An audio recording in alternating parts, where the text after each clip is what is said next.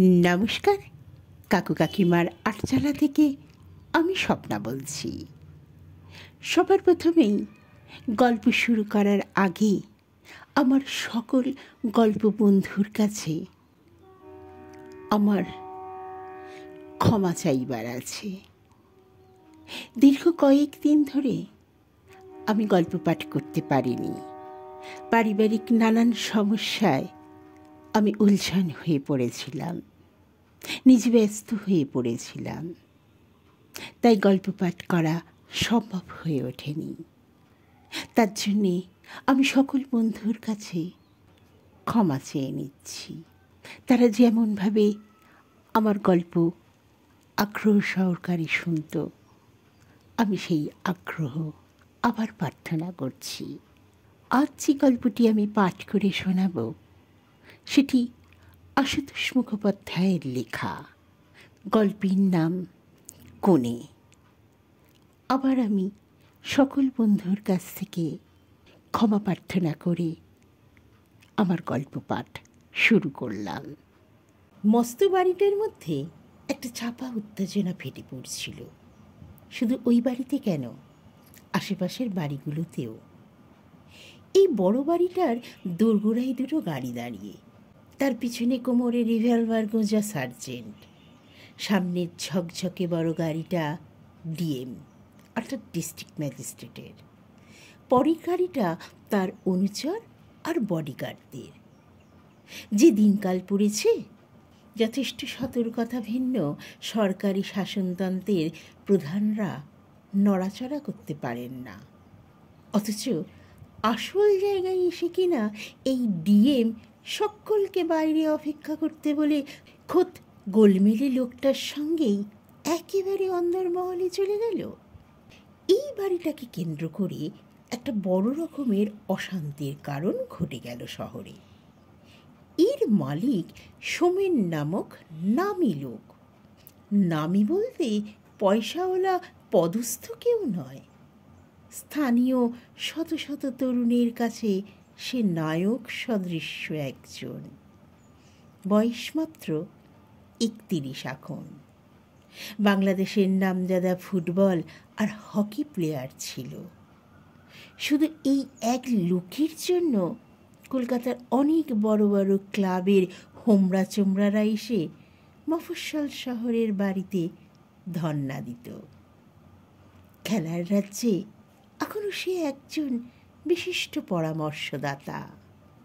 কৃতিত্বের সঙ্গে এমএ পাশ করেছিল। এখানকার ছাত্র, তাই এখানকার কলেজে মাস্টারিও পেয়েছিল। সেই সরকারি চাকরি পাকা হওয়ার আগেই সেটা গেছিল। তার গায়ে কিছুটা রাজনীতির গন্ধ ছিল। চাকরি পাকা হওয়ার আগে পুলিশের তৎপরতায় সেটা উৎকট হয়ে উঠল। চাকরি গেল। ফলে সোমেনকর প্রকাশ্যে এমন সব উক্তি করল আর এমন দলের সঙ্গে গাঁটছড়া বাঁধল যে দুদফায় প্রায় বছর দেড়েকের জেল। ততদিনে রাজনৈতিক দলগুলোর ওপর সে বীতশ্রদ্ধ। আবার তার ঘোষণা শোনা গেল, এই সরকার অপদার্থ, যে যার নিজের বাগান করো, কেউ তোমাকে দেখবে না, কেউ তোমাকে সাহায্য করবে না। সেই থেকে নিজের বাগান করার দিকে মন দিয়েছে সোমেনকর। বাগান অর্থাৎ মস্ত পৈতৃক বাড়ির একতলাটা টিউটোরিয়াল হোম বসিয়েছে। কলেজের ছেলে মেয়েদের পড়ানোর ব্যবস্থা। এটা ব্যবসা বটে, কিন্তু এই ব্যবসায় এতটুকু ফাঁকি ছিল না। তাই 5-6 বছরের মধ্যে টিউটোরিয়াল হোম ঝাঁকিয়ে উঠেছে। এটাকে এখন ছোটোখাটো কলেজই বলা যেতে পারে একটা। 3 শিফটের কোচিং দেওয়া হয়। এখানকার এবং আশপাশ কলেজের নামী প্রফেসররা এখানকার শিক্ষক। এমনকি কলকাতা থেকে পর্যন্ত বেসরকারি কলেজের কয়েকজন নামী প্রফেসর ডেলি প্যাসেঞ্জারি করে এখানে পড়াতে আসে।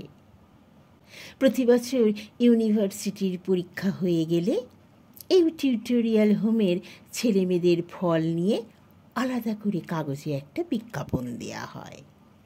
সেটাও দেখার মতো নেই। তাই ছেলে মেয়েদের ভিড় এখানে লেগেই আছে। মাথাপিছু 40 টাকা হিসেবে মাস গেলে 360টি ছেলে মেয়ের কাছ থেকে মাইনে সংগ্রহ হয় 14,400 টাকা। সোমেনকর নিজেও সকাল বিকেল 3 শিফটে এই ক্লাস নেন। প্রফেসরদের কারও মাইনে 500 টাকার নিচে নয়। সোমেনকর নিজে নেয় 1000 টাকা। তার অর্ধেক টাকা নিজের গড়া ছেলেদের ক্লাবে ঢালে। তাই আগের মতনই ছেলেদের প্রিয় সে। যাবতীয় খরচ খরচা বাদ দিয়েও মাসে তার বাড়তি থাকে 3000 টাকার মতন। সেটা সে ব্যাংকে সরিয়ে রাখে, তার সুদও ছোঁয় না।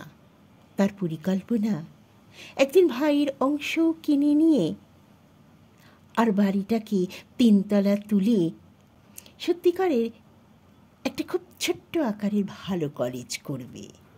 বাড়ির লাগোয়া এক পুরনো পুলিশ অফিসারের বাস। যে দিনকাল পুরনো আমলের পুলিশ অফিসারের চোখে কলেজের ছাত্র মানেই আধা অপরাধী। সাহেবের এই কুনজরের খবর তার বাড়ির প্রহারারত সিপাহীরাও জানে। পাশের বাড়ির সামনে ছেলেদের জটলা দেখলে তারা মৃদুগম্ভীর হুমকি ছাড়ে। সেদিন গালিগালাজ করে বসল। ফলে বচসা ক্রুদ্ধ সিপাহী দুটো কয়েকটা ছেলের পিঠে ডান্ডা হাঁকিয়ে বসল।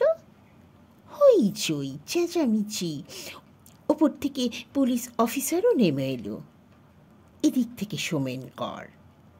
সিপাহীদের মিথ্যে অভিযোগ শুনে পুলিশ অফিসারের রক্তচক্ষু।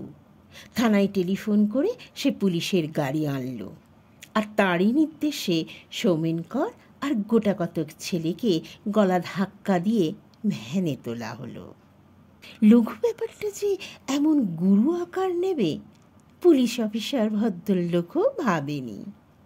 ছেলেদের ক্রুদ্ধ অসন্তোষে গোটা শহর সরগরম, সকল কলেজ বন্ধ। ছেলের দঙ্গল ডিএমের কাছে অভিযোগ নিয়ে হাজির।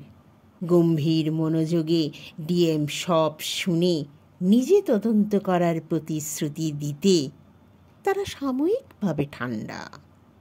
প্রথম আসামি অর্থাৎ সোমেনকরকে জামিনে খালাস করে দেয়া হয়েছে। ডিএম তার সম্পর্কে যাবতীয় তথ্য সংগ্রহ করেছে। বলা বাহুল্য, সবটাই আসামির অনুকূলে। ডিএম সেটাই আশা করেছিল। এই দিন সকালে নিজেই ঘটনাস্থলে এসে হাজির। এই ডিএম সম্পর্কেও শহরের সর্বজনের কৌতূহল এবং আগ্রহ। তার সব কারণের মধ্যে একটি হল উনি এখানকার মেয়ে। তার নাম হেমা বোস, মহিলা, বয়স 29। বাংলাদেশের প্রথম মহিলা ডিস্ট্রিক্ট ম্যাজিস্ট্রেট। 7 বছর আগে খবরের কাগজে আইএএস পরীক্ষায় প্রথম সারিতে তার নাম এবং ছবি দেখা গেছে। মাস কয়েক হলো ডিস্ট্রিক্ট চার্জ নিয়ে এখানে এসেছে। অনেকেই তাকে এই শহরেই ফ্রক পরা অবস্থায় দেখেছে। সাঁতারের কম্পিটিশনে পুরুষের সঙ্গে পাল্লা দিয়ে গঙ্গায় ঝাপাঝাপি করতে দেখেছে। সাইকেল ছেড়ে খুব ভোরে ঘোড়ায় চড়তে দেখেছে। তার নামের আগে পরে তখন এমন সব পুংবাচক বিশ্লেষণ জোড়া হতো, শুনলে কান লাল হওয়ার কথা। কিন্তু হেমা বোসের মুখ লাল হতো না। তার প্রধান কারণ গায়ের রং কালো, আর দ্বিতীয় কারণ পুরুষবাচক বিশেষণই তার সব থেকে বেশি কাম্য ছিল। স্কুল থেকে শুরু করে কলেজের মাঠ পর্যন্ত এই শহরেই কেটেছে তার। মেয়েদের নিয়ে তখন কত দল পাকিয়েছে, পুরুষের সঙ্গে কতভাবে রেষারেষি করেছে ঠিক নেই। স্কুল থেকে শুরু করে কলেজের পাঠ পর্যন্ত এই শহরেই কেটেছে তার। মেয়েদের নিয়ে তখন কত দল পাকিয়েছে, পুরুষের সঙ্গে কতভাবে রেষারেষি করেছে ঠিক নেই। ছেলেবেলা থেকেই পুরুষালী স্বভাব তার। পুরুষের মেজাজ পুরুষের গুঁ, ব্যাধির মতন মানসিক একটা কারণও ছিল। 4 বছরের বড় ওর এক অসুখে রোগা রুগ্ন দাদা ছিল। বেজায় খিটখিটে মেজাজ ছিল তার। সমবয়সী ছেলেদের সঙ্গে প্রায় ঝগড়া মারামারি বেঁধে যেত। স্কুলে একবার ওই রকম ঝগড়া বিবাদের সময় কয়েকটা ছেলে তাকে ধরে মারে খুব। আর রাগের মাথায় একটা ছেলে এমন ধাক্কা দিয়ে বসে যে দাওয়া থেকে সে নিচের বাঁধানো চত্বরে পড়ে যায়। সেই থেকেই জ্বর আর মাথার যন্ত্রণা। 14 বছরের সেই রুগ্ন দাদাকে আর বাঁচানোই গেল না। সেই থেকে তাদের সঙ্গে পাল্লা দেওয়ার নেশা। আর একটু বেশি বয়সে স্কুলে পড়ার সময় ইয়ার্কি করতে গিয়ে অনেক ছেলে ওর হাতে মারধর পর্যন্ত খেয়েছে। আরও একটু বেশি বয়স হতে সব থেকে রেশারেশির সূত্রপাত এই সোমেনকরের সঙ্গে। বয়সে 2 বছরে বড় হলেও সোমেনকর পড়ত মাত্র 1 ক্লাস উপরে। স্কুলের গণ্ডি পেরোনোর পর একই কলেজে 1 ক্লাস ওপর নিচে পড়েছে দুজনে। সোমেনকর তখন ছেলেদের মাথার মণি। কলকাতার নামী ক্লাব তখন তাকে জামাই আদরে ফুটবল আর হকি খেলতে নিয়ে যায়। গঙ্গাপাড়া পাড়ের সাঁতার কম্পিটিশন হয় প্রতি বছর। শহর ভেঙে পড়ে সেই প্রতিযোগিতা দেখতে। কিন্তু প্রতিবারের মতো কাপটি সোমেনকরেরই বরাদ্দ। হেমাবোস কোনোবার পরাস্ত করতে পারলই না। প্রত্যেকবারই দ্বিতীয় পুরস্কার মেডেলটি নিয়ে রাগে জ্বলতে জ্বলতে তাকে ঘরে ফিরতে হয়েছে। একজনকে বাদে আর সকলকে পরাস্ত করেও এতটুকু আনন্দ নেই। হেসে হেসে সোমেনকর সেবারে ওকে বলেছিল, গোড়া থেকে ভালো করে প্র্যাকটিস করো, সামনের বারে তবে ঠিক প্রথম হবে। ঠাট্টার জবাব দেবার জন্য সে অনেক আগে থেকে অনুশীলন শুরু করেছিল বটে। পরের বারে প্রতিযোগিতায় স্টার্টিং পয়েন্টে এসে দেখে সোমেনকর জামা কাপড় পরে দাঁড়িয়ে আছে, জলে নামছে না। শুনল সে তার নাম তুলে নিয়েছে আর বলেছে নাকি বারবার 4 বার প্রথম হয়েছে, এবারে অন্যকে সুযোগ দেওয়া উচিত। ছেলেটা ওর দিকে চেয়ে হেসেছিল, আর হেমার গা যেন জ্বলে গেছিল তাতে। সামনে এসে জিজ্ঞাসা করেছিল, আপনি জলে নামবেন কি নামবেন না? সোমেনকর হেসেই মাথা নেড়েছিল, নামব না। বেশ, আমিও উইথড্র করলাম তাহলে। ভেবেছিলাম এবার গেলবারের ঠাট্টার জবাব দিতে পারবো। আপনি ঘাবড়ে গেছেন যখন, থাক। সোমেনকর ভুরুকুচকে খানিকক্ষণ নিরীক্ষণ করেছিল তাকে। তারপর তার সাগরেদকে বলেছিল সুইমিং কস্টিউম নিয়ে আসতে।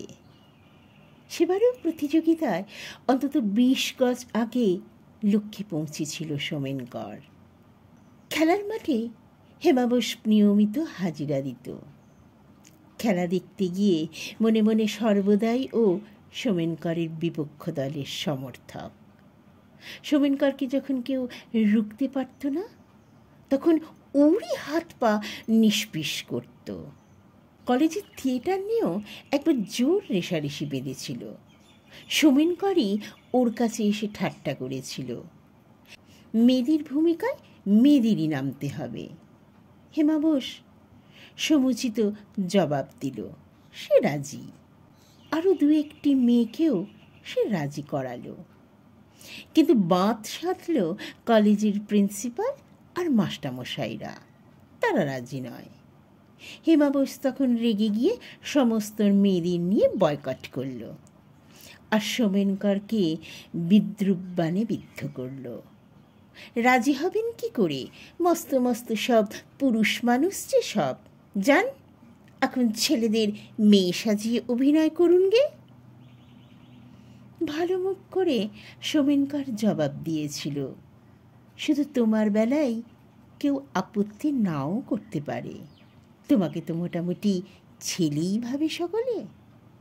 হেমা বোস হেসে উঠেছিল। বাবা মা ওর বিয়ের আশা ছেড়েই দিয়েছে। সময় সময় হেমা বোসেরও যে ফাঁকা ফাঁকা লাগে না। রূপ তার অতি সাদামাটা, গায়ের রঙও কালোর দিকে, স্বাস্থ্যটাই শুধু নিটোল। তাছাড়া বড় চাকরির তোয়াজে চেহারায় এখন বেশ একটু লালিত্য এসেছে। কিন্তু বিয়ের কথা তার ভাববার অবকাশ কম। এই কড়া মেজাজের ডিএমকে দেখে অর্ধস্তনেরাও ততস্থ। মেয়ে বলে কেউ তার এখন এতটুকু সুবিধে পাবে আশা করে না। আড়ালে যাত্রেল পুরুষ ডিএমের নাদামশাই বলে তাকে। সুমিনকর যোগ্য মর্যাদায় অভ্যর্থনা জানালো তাকে। তার জন্য চায়ের ব্যবস্থার উদ্যোগ হচ্ছে বুঝতে পেরে হাসি মুখে জানিয়ে দিল, তদন্তে এসে সে বাড়িতে চা খায় না। মেয়েরা চুপ। আচ্ছা, এবারে কাজটা সেরে নিই, কেমন? মেয়েরা ঘর ছেড়ে প্রস্থান করল। চেয়ার টেনে বসে হেমা বোস বলল, আপনার স্বভাব আজও বদলায়নি তাহলে? ওকে দেখে আর এত বড় হতে দেখে সুমিনকর মনে মনে কত যে খুশি হয়েছে সেই জানে। সেই আবেগে হাসি মুখেই জবাব দিয়ে বসল, তোমারও বদলেছে মনে হয় না? সঙ্গে সঙ্গে ঈষৎ চাপা তীক্ষ্ণ গলায় হেমা বোস বলল, আপনি কার সঙ্গে কথা বলছেন? সুমিনকর থমকে গেল। আই এম সরি, বলুন। হেমা বোস শোনা ব্যাপারেই আর একবার তার মুখে শুনতে চাইল। সুমিনকর একটু না মারিয়ে সত্যি কথাই বলে গেল। হেমা বোস চুপচাপ তার মুখের দিকে চেয়ে শুনল। তারপর খানিকক্ষণ ভেবে বলল, আপনার ওই টিউটোরিয়াল হোম সম্পর্কে সমস্ত খোঁজ খবর নিয়েছি। অ্যাডভান্স কোনো রিপোর্ট নেই। যাক, আপনার ছেলেদের বলে দেবেন পুলিশ অফিসারের জন্য শিগগিরই আলাদা কোয়ার্টারের ব্যবস্থা করা হচ্ছে। তারাও যেন আর শোরগোল না করে, আর একটু ভদ্র হয়ে থাকে। সুমিনকর জবাব দিল, তারা বরাবরই ভদ্র, কিন্তু আপনার পুলিশ অফিসার যে আমাদের গলায় হাত দিয়েছে তার কি হবে? এবারে আপনি কথাটা নিজেরই কেমন যেন কানে লাগলো হেমা বোসের। জবাব দিল, সেই স্টেপই তো নেওয়া হলো। সেটা আমি যথেষ্ট মনে করি না। আমি তার নামে কেস করব। হেমা বোস সেই আগের মতনই জোরালো ভাব ভাব দেখছে লোকটার। হেসে বলল, তাহলে কিছুই হবে না।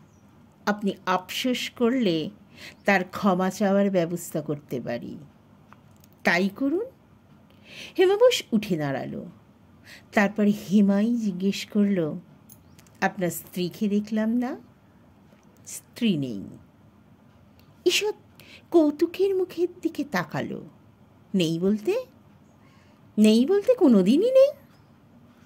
ও হাসল, কি একটু ঠাট্টা করতে গিয়েও করল না।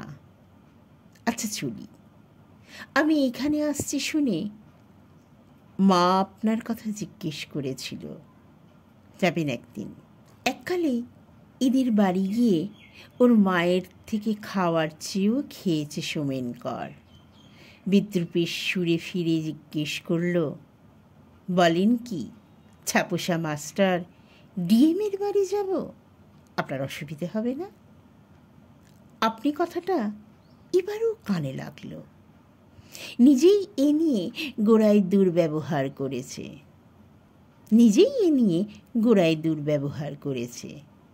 কি আর করা যাবে?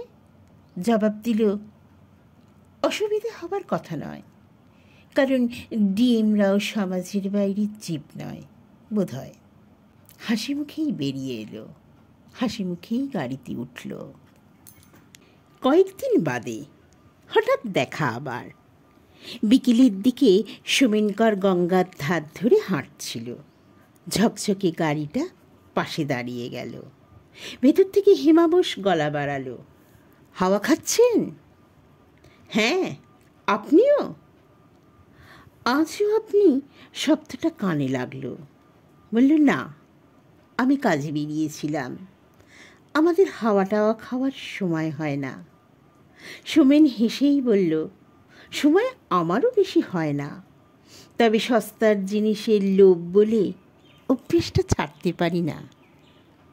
হেমাবশের মনে হলো কথাবার্তার ধরন সেই আগের মতনই আছে।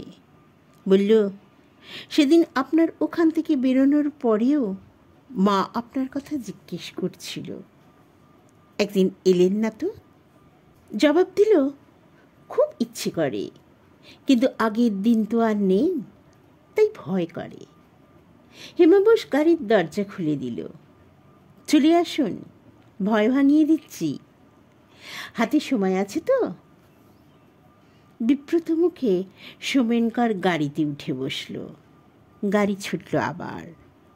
গাড়িতে উঠে জিজ্ঞাসা করল, ইচ্ছে করে, অথচ ভয় করে কেন?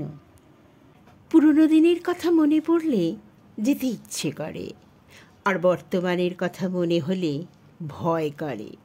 পুরনো দিনের মনের আবেগে তুমি বলে ফেলে জিদাবরানি খেলাম। সুযোগ পেয়েই হেমাবশ সেই অপ্রিয় ব্যাপারটার সংস্কারে মন দিল। হেসে উঠে বলল, আচ্ছা, অনুমতি দিলাম, আগের মতন তুমিই বলুন। কিন্তু লক্ষ্য করল সে তুমি না বলে আপনি করেই কথা বলে চলল। হেমাবশের মা আগের মতনই আছেন, শুধু বয়সে বেড়েছে, আর আগের থেকেও বেশি স্নেহশীল হয়েছেন। ওকে দেখি খুব খুশি। খানিক গল্প করার পর নিজের হাতে খাবার নিয়ে এলেন দুজনারই। সোমেরকর গম্ভীর মুখে বলল, খেতে তো পারবো না মাসিমা। কেন? মহিলা অবাক একটু। হেমাকে দেখিয়ে বলল, সেদিন আমার বাড়িতে ওনার এক পেয়ালা চা খেতেও অসুবিধে হয়েছিল। হেমা বলল, আমি তদন্তে গিয়েছিলাম বলে অসুবিধে হয়েছিল। আপনার কি অসুবিধে? লোকে ভাবতে পারে ডিএমের খুব আপনার জন, আমার থেকে আপনারই তাতে বেশি অসুবিধে। হেমার মা বললেন, তুমি খাও তো, আপনার জন্য তো কি, ওর ওই রকম স্বভাব, কাজে বেরোলে আর কাণ্ডজ্ঞান থাকে না। ওঠার সময় হেমার মা বললেন, বড় ভালো লাগলো, আবার এসো কিন্তু। সোমেন আবারও হেসে বলল, তাতেও তো অসুবিধে মাসিমা, লোকে ভাববে ডিএমকে তেল দেবার ফিকিরে ঘোরাফেরা করছি। হেমাবশ টিপ্পনি কাটল, লোকে ডিএমকে একটু আদ্র তেল দিয়েই থাকে, তাতে স্বার্থ থাকে। আমি তোমাকে তেল দিতে যাব কোন স্বার্থে? জবাব না দিয়েই হেমা হাসল। মুখে যতই বলুক সোমেনকর, এরপর মাঝে মাঝেই আসা শুরু করল। আর একটা ব্যাপারও লক্ষ্য করেছে সোমেন, তাকে দেখলে হেমার সেই গম্ভীর মুখেও হাসির ফাটল ধরে একটু। মেয়ের সামনেই মা একদিন জিজ্ঞেস করেছিল সৌমেনকে, চাকরি বাকরি আর করলেই না, যা করছো তাতে বেশ ভালোই রোজগার হয় বুঝি? সোমেনকর হাসি মুখে জবাব দিল, খুব একটা ভালো নয়, তবে আপনার হাকিম মেয়ের থেকে ঢের ভালো। মহিলা সেকেলের মানুষ, অনেকটা সাদাসিধে গোছের, মেয়ের থেকেও বেশি রোজগার হতে পারে ভাবেননি। জিজ্ঞেস করে বসলেন, তাই নাকি, কত পাও? সোমেন জবাব দিল, মাস গেলে 4,500 টাকা নিজের থাকে, মাইনেই তো গুনতে হয় মাসে 10,000-এর ওপর। এই গুছের অঙ্ক মহিলার কল্পনার বাইরে, তাই যথার্থই অবাক তিনি।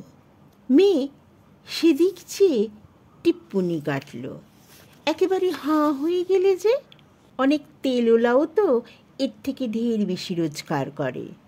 মা অপ্রস্তুত, কি যে মুখ হয়েছে তোর, ও তো ছেলে পড়ায়। মি জবাব দিল, তা না হলে ওই রকম ছেলে মেয়ে আজকালকার? সোমেনকর হাসতে লাগলো। মেয়ের কথায় কান না দিয়ে মহিলা সাগ্রহে জিজ্ঞাসা করলেন, তা এত ভালো রোজগারপাতি করো, এখনো বিয়ে থা করনি কেন? মেয়ে বিরক্ত এবং গম্ভীর। সোমেনকর জবাব দিল, মা বাবা কেউ নেই তো, কি আর মাথা ঘামিয়ে তোড়জোড় করে। আমি আমার তালেই ছিলাম, সময়ই কেটে গেল।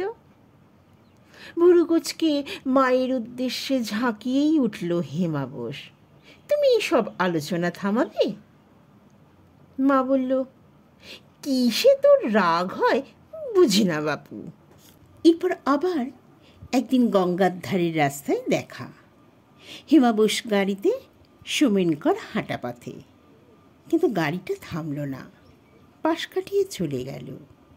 ইচ্ছে করেই হেমা বোস যে অন্যদিকে মুখ ফিরিয়ে থাকলো তাও বোঝা গেল। ব্যাস, তারপরে 1 মাস আর এ পথ দিয়ে হাঁটেই না সোমেনকর। বিকেলে অন্য রাস্তায় বেড়াতে শুরু করলো। ওই 1 মাসের মধ্যে আর তাদের বাড়িতেও গেল না। দিনটা সেদিন মেঘলা ছিল। আকাশের কালো সাজ উপেক্ষা করেই সোমেনকর 1 মাস বাদে বিকেলে আবার গঙ্গার ধারের রাস্তা ধরল। ওই একটা মাস ক্লান্তিকর দীর্ঘ মনে হচ্ছিল। সেদিনের আশা সফল। চকচকে গাড়িটা গজ 10 এগিয়ে দাঁড়িয়ে গেল। হেমা বোস মুখ বাড়ালো। দুহাত জুড়ে বেশ ঘটা করে কপাল ঠেকিয়ে বিনীত নমস্কার জানালো সোমেনকর। ঠিক না বুঝে হেমা বোস একবার তার আপাতমস্তক দেখে নিল। অসুখ বিসুখ হয়েছিল বলে তো মনে হলো না। হালকা গাম্ভীর্যে বলল, টাকা রোজগারের গরম তো খুব, একটা গাড়ি কিনতে পারেন না? পারি, তবে আপনার থেকে এই দুটো পায়ের ওপর আমার আস্থা বেশি। আকাশ ভেঙে জল আসছে, পা দুটো আপনাকে বাঁচাবে? অমায়িক হেসে সোমেনকর জবাব দিল, মেয়েদের শরীর তো নয়, জল ঝরে এই পোড়া শরীরে কিছুই হয় না। হেমা বোসের স্বভাব একটুও বদলায়নি। মেয়ে বলে তাচ্ছিল্যের কথা শুনলে এখনো কান জ্বলে। আর কলেজে পড়া অবধি ওই লোকের মুখে ওই খোঁচা সব থেকে বেশি শুনেছে। দরজা আগেই খুলে দিয়েছিল। রুক্ষ স্বরে হেমা বোস জিজ্ঞাসা করল, তাহলে আপনি গাড়িতে উঠবেন না? বীরপুরুষের মতন হাঁটবেন? আপনি বললে উঠব। হাসি মুখেই উঠে বসে সোমেনকর। দরজা বন্ধ করল, গাড়ি চলল। 1 মাসের মধ্যে আসেননি কেন? বিব্রত মুখ করে সোমেনকর জবাব দিল, তেলের কারবারির ঘন ঘন যাতায়াত করাটা আপনার খুব পছন্দ নয় মনে হলো সেদিন। আপনি আপনার শব্দগুলো আজ আরও বেশি কটকট করে কানে লাগছে হেমা বোসের। লোকটা যে তাকে জবাব করার জন্যই সেই কবে থেকে এই করে আসছে তাও বুঝতে পারে। অন্যদিকে মুখ ফিরিয়ে রাস্তা দেখতে লাগলো। বেশ প্রসন্ন মনেই অফিস থেকে ফিরছিল। হঠাৎ কেন যে মনটা বিগড়ে গেল নিজেই জানে না। ফেরার সময় নয়, অবশ্য গাড়ি পাঠিয়ে তাকে নিয়ে আসা চলে, কিন্তু আন্দাজে কোন বাড়িতে গাড়ি পাঠানো হবে তাকে বুঝতে বলে হেমা বোস চোখে মুখে জল দিয়ে এলো। বসল সৌমেনের মুখোমুখি। কি খাবেন?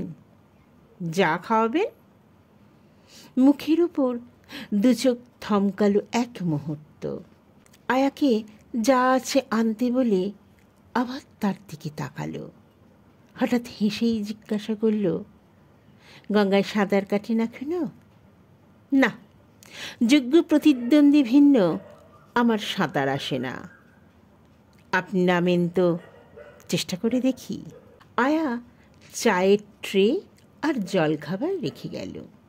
খাবারের ডিশ হাতে তুলে নিয়ে হেমা বোস আবার হেসে বলল, প্রতিদ্বন্দ্বী তো কোনো দিন আপনার সঙ্গে পারিনি, যোগ্য হলো কি করে? হাতটা দেখেছেন, চিত্রা আপনার চোখে পড়েনি? হঠাৎ অদ্ভুত রেগে গেল হেমা বোস। কদিন আপনি আপনি করতে বারণ করেছি? খাওয়ার ফাঁকে হাসি গোপন করার চেষ্টা সোমেন করে। জবাব দিল, হুকুম করে তুমি থেকে আপনিতে টেনে তোলা যায়, আপনি থেকে তুমিতে ফেরানো যায় না। খাওয়া ছেড়ে হেমা বোস আবার চেয়ে রইল কয়েক মুহূর্ত। হঠাৎ রুষ্ট স্বরেই বলে উঠল, যদি হুকুম করি। খাবারটির সামনে নামিয়ে রাখল সোমেনকর। ঠোঁটের টোগায় হাসি ভাঙছে সামান্য। হুকুম করলে এই অধন্তার বদলে কিন্তু আবদার করবে। এই তুমিটা তুতরফের প্রয়োগেই শর্ত সাপেক্ষ। তারপর বলল, দুজনেই যথেষ্ট বয়স হয়েছে, কিশোর কিশোরীর মতন আর বেশি সময় নষ্ট না করে মিস বোসকে মিসেস কর হয়ে এই অধমের ঘরে হাসতে হবে। তুমি বলার হুকুম করলে অনেক ঝামেলা। হেমা বোস থমকে চেয়ে রইল খানিক। তার রাগ হচ্ছে, দুঃসাহস থেকে অবাক লাগছে, আবার তলায় তলায় কি যেন একটা হচ্ছে। শেষে হালকা ভ্রুকুটি করে বলে বসল, এই আবদারের কথা মুখে বলার জন্যই আপনাকে সোজা থানায় চালান করে দিতে পারি। জানেন? পারি কেন, তাই করতেই হবে। এখনো বন্দি না করলে আমি ফেরারি হয়ে যাব। প্রাণপণে রুষ্ট হতে চেষ্টা করেও হেমা বোস শেষ পর্যন্ত হেসেই ফেলল। অবশেষে বিয়েটা হয়েই গেল। হেমা বোস হলো হেমাকর। বিয়েবাড়ির হইচই নানান রকম আনুষ্ঠানিক অনুষ্ঠানের শেষ হতে মুক্তি পেল হেমা আর সোমেন। তখন রাত প্রায় 2টো। নিজের তরফের আত্মীয় স্বজনদের বাসর জাগার ইচ্ছে এক ভ্রুকুটিতেই হেমা নাকচ করে দিয়েছে। এখন একটু ঘুমোতে পারলে বাঁচে। দরজা বন্ধ করে বিছানায় বসতেই লোকটা বিয়ারার মতন হাত ধরে টানল তাকে। সদ্য সদ্য হেমাকরের ডিএমের মেজাজ এখন। ঝাঁকুনি দিয়ে হাত ছাড়িয়ে নিয়ে বলল, ওদিকে সরে থাকো। সমস্ত দিন অনেক নাকাল করেছ। যজ্ঞের সময় পিছনে দাঁড়িয়ে শয়তানি করছিলে কেন? আমি টের পাইনি বুঝি? না বারে, আমি আবার কি করলাম? পুরুষ ঠাকুর তো পিছন থেকে জড়িয়ে ধরতে বলল না। রাগত মুখে রমণী ওপাশ ফিরে শুয়ে পড়ল। কিন্তু তারপরেই যে দুঃসাহস দেখালো, সেটা যেমন অসহ্য তেমনই কল্পনার বাইরে। দস্যুর মতনই আতর্কিতে ঝাঁপিয়ে পড়ল তার উপর। হেমার গায়ে শক্তি কম নয়, কিন্তু কিছুতে ঠেলে সরাতে পারল না দুরন্ত পুরুষটাকে। বুকের হাড় পাঁজর গুড়িয়ে দিতে চাইল। ঠোঁট দুটো ঝকাঝকির ফলে প্রায় ক্ষত বিক্ষত, দম বন্ধ হওয়ার উপক্রম। লোকটা দুর্দম দস্যুর মতনই ওর উপর দখল বিস্তার করছে। আর পদমর্যাদায় সচেতন এই 29 বছরের দেহটা ভেঙে দুমড়ে নতুন করে গড়ছে। আর বোঝা সম্ভব হচ্ছে না। সর্বাঙ্গ অবশ হয়ে আসছে। শেষে আর পারল না, হাল ছেড়ে দিল। হাল ছেড়ে দিয়ে নিঃশেষে হারিয়ে যেতে লাগল। পরদিন সকাল তখন 9টা-10টা হবে। মফস্বল শহরে বিয়ের মতনই বিয়ে একটা হয়ে গেল বটে। তাই পরের দিনও এই সময় সোমেনকরের কিছু বন্ধুবান্ধব এসেছে খুশ গল্প করতে। ঘর জুড়ে বসে আছে বরকনেকে ঘিরে। অনেক রকম ঠাট্টা ইয়ার্কির পর সোমেনের এক বন্ধু তরল গলায় জিজ্ঞাসা করল, তা হাকিম বউকে কীরকম মনে হয় হে? সোমেনকর জবাব দিল, নতুন আর কি মনে হবে? হাকিমই হোক আর যাই হোক, পা থেকে মাথা পর্যন্ত আস্ত একটা মেয়েই তো। অন্তঃস্থলের প্রতিক্রিয়া দেখে কনে নিজেই অবাক, ফুঁস করে ওঠার কথা, কিন্তু জ্বালাধরা দূরে থাক। ওই কথা শুনে আজ এই প্রথম দোকান যেন জুড়িয়ে গেছে।